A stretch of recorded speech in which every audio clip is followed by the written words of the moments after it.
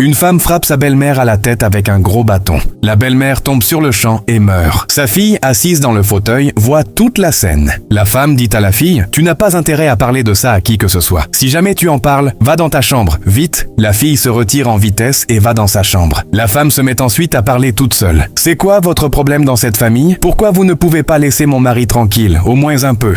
À chaque fois, vous venez chez nous. Vous ne savez pas que c'est stressant et fatigant. Un couple, c'est un homme et une femme, pas toute sa famille. Laissez-nous un peu tranquille. Si vous avez besoin de quelque chose, vous ne pouvez pas appeler. Matin, midi, soir, du lundi au dimanche, vous êtes ici. Vous me fatiguez. La femme se ressaisit, puis commence à réfléchir à un plan pour camoufler ce qu'elle vient de faire à sa belle-mère. Soudain, la femme de ménage arrive. La femme lui demande alors de prendre le bâton posé au sol. La femme de ménage, ne comprenant pas ce qui se passe, reste hésitante. Mais, sous les cris de la femme, elle finit par prendre le bâton. La femme lui demande ensuite de lever le bâton en l'air, comme si elle voulait frapper la belle-mère. La femme de ménage, toujours hésitante, demande « Pourquoi ?» Mais la femme lui dit de se taire et lui hurle de faire ce qu'elle lui a demandé. La femme de ménage s'exécute sans plus rien dire. La femme sort ensuite son téléphone, lance un enregistrement et commence à crier, simulant qu'elle vient de surprendre la femme de ménage en train de tuer sa belle-mère. Elle coupe ensuite la vidéo, puis appelle son mari au téléphone en lui demandant de rentrer rapidement. Elle lui dit « Viens vite !» Je viens de surprendre notre femme de ménage pendant qu'elle tuait ta maman. Un instant plus tard, le mari rentre dans le salon, voit sa mère allongée dans le fauteuil et commence à demander « Qu'est-ce qui s'est passé ?» On penserait tous que la fin de cette histoire est déjà toute tracée.